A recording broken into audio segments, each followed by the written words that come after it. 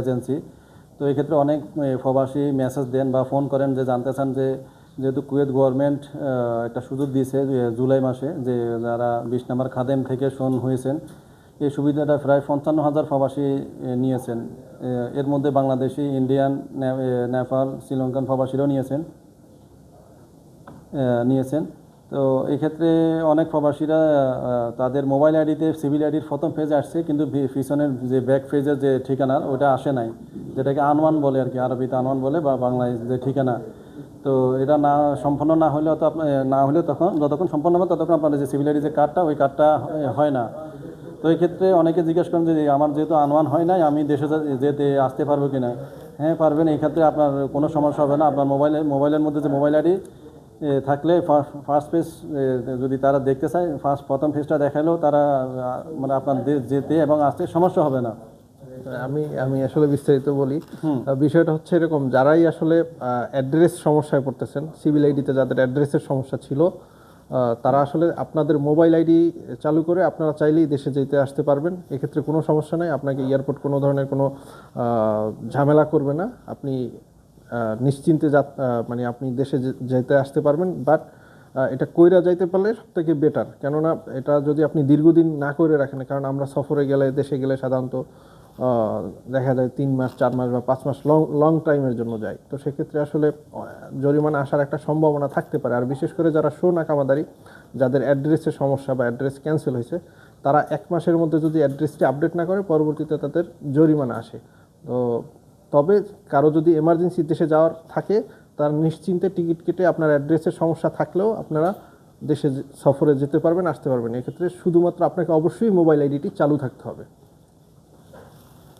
এটা আরেকটা জিনিস আসলে, যেটা হলো আসলে এই সমস্যা, এই আনওয়ান সমস্যার মধ্যে অনেকে মানে অনেক প্রবাসী আছেন যে আনওয়ান করতে পারতেছেন না। তো যেটা আমি নিজেও একদম সেম মানে সমস্যায় মানে ভুক্তভোগী। তো আসলে এখানে সমস্যার কিছু না, আপনার যে এটার প্রথমে অ্যাপয়েন্টমেন্ট নিতে হয়।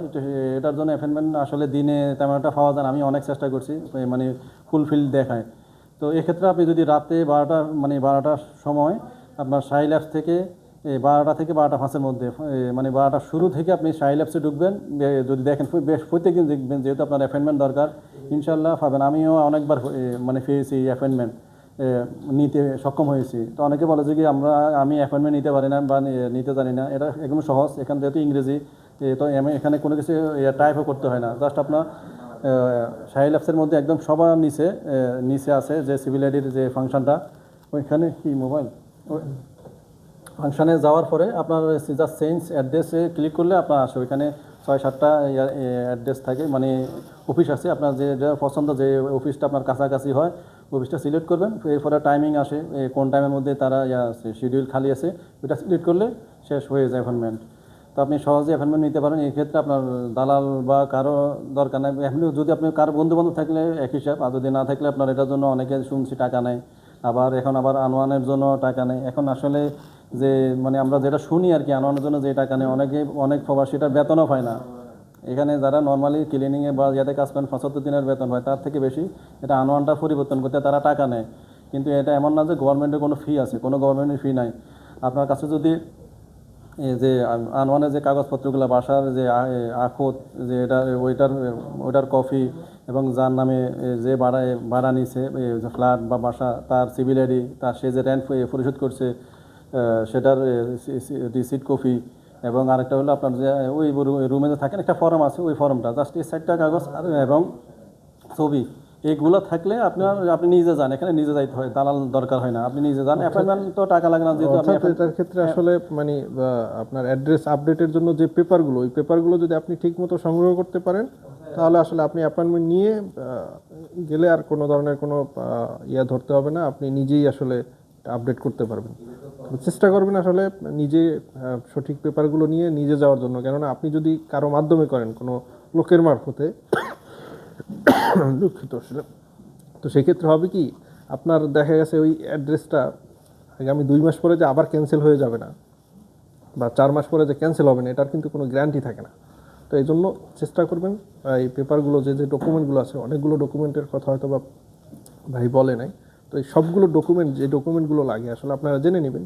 কি কি ডকুমেন্ট সাহিল লাগে? সাহিল অ্যাপসেও আছে, অ্যাপসের মধ্যেও আছে, বা আপনি গুগলে গিয়ে সার্চ দিলেও দেখতে পারবেন আসলে কী কী ডকুমেন্টগুলো প্রয়োজন। এগুলো 5-6টা ডকুমেন্ট লাগে আসলে, বলতে গেলে হয়তো বা কোনো একটা মিসিং হইলে এটা আবার অন্য কেউ বলবে যে দেখেন ভুল তথ্য দিতেছে। এই জন্য আমি আসলে মানে ডকুমেন্টগুলো ফুলফিলভাবে করে নিলে এটা বেটার হবে আর কি আপনার জন্য। আমার ক্ষেত্রে আমি বলি, আমার ক্ষেত্রে আমার ফাইলের মধ্যে 4টা ডকুমেন্ট ছিল। 4টার মধ্যে একটা হলো যে আকুতি যেটা বিল্ডিংয়ের যে কন্ট্যাক্ট পেপার ওটা, এরপরে ওই যে ভাড়া পরিশোধ করে ওটা রিসিট কপি, এবং যার নামে যে ভাড়া নিছে তার সিভিল আইডি কপি, এবং আমি যে ওই ইয়াতে ফ্ল্যাটে থাকি ওটার একটা ফর্ম থাকে, ওটার মধ্যে সিভিল আইডি নাম্বার থাকে, বা তারপরে থাকে মালিককে বা যারা দিছে তাদের সাইন থাকে, সিল থাকে। তো এক্ষেত্রে মানে এটা আর ছবি লাগে, লাগে আপনার আর কিছু থাকতে পারে অনেক সময় ওসিকা বেদ বলে আরবিতে আসলে এটাকে। হ্যাঁ, তো আসলে আমি নিজেও দুই তিনবার যাওয়ার পরে আমি নিজেটা নিজে করতে পারছি। এক্ষেত্রে আমি যেটা দেখলাম, আমার যেটা অভিজ্ঞতা হলো, এটা হয়তো অনেক সময় এরা হয়তো এমনিতে হয়তো কোনো একটা কারণ দেখায় হয়তো ফিরিয়ে দেয়, বাট তারপরে আপনার এখানে যেহেতু টাকা লাগে না, আপনি আবার অ্যাপয়েন্টমেন্ট নেন। তবে অ্যাপয়েন্টমেন্ট ছাড়া হয় না, যেটা এরা অ্যাপয়েন্টমেন্ট ছাড়া কাগজগুলো দেখেও না। তো আপনি অ্যাপয়েন্টমেন্ট নিলেন, সমস্যা না, আবার ফয়দিন 1 সপ্তাহ পরে আবার ডেট আসে দেয়, তো আপনি আবার 1 সপ্তাহ পরে গেলেন ডিউটির সময়, যখন আপনার ডিউটি ফ্রি টাইমে, বিভিন্ন টাইম আছে, এমন না যে এই টাইমের মধ্যে সকাল 8টা থেকে বিকাল সন্ধ্যা 7টা-8টা পর্যন্ত টাইমিং থাকে, শিডিউল থাকে। বিভিন্ন অফিসগুলো এখানে মুরগা ইয়াতে আছে, লিবারেশন টাওয়ারে আছে, মোবারকল কাবিরে আছে, হাওয়াল্লি আছে, ফরানিয়াতে আছে, এরকম অনেক জায়গায় আছে, জাহারাতে আছে, এরকম অনেক জায়গাতে আছে। আপনার সুবিধা মতো আপনার কাছাকাছি যে জায়গাগুলো আছে ওই জায়গায় আপনি অ্যাপয়েন্টমেন্ট নিয়ে যাইতে পারেন। এখানে কারো মানে ধরা দরকার